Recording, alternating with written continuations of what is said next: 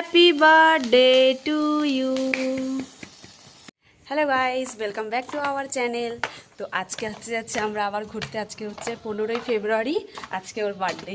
তো সবাই ওকে উইশ করো যাতে ও অনেক ভালো থাকে, অনেক ভালো কিছু করতে পারে। তো হচ্ছে দেখি আজকে কোথায়, আজকে ওর হাজব্যান্ড ওকে ঘুরতে নিয়ে যাচ্ছে, সঙ্গে আমিও যাব। তো দেখা যাক আজকে কোথায় ঘুরতে যাই না যাই, তো ব্লগটার সঙ্গে থাকো।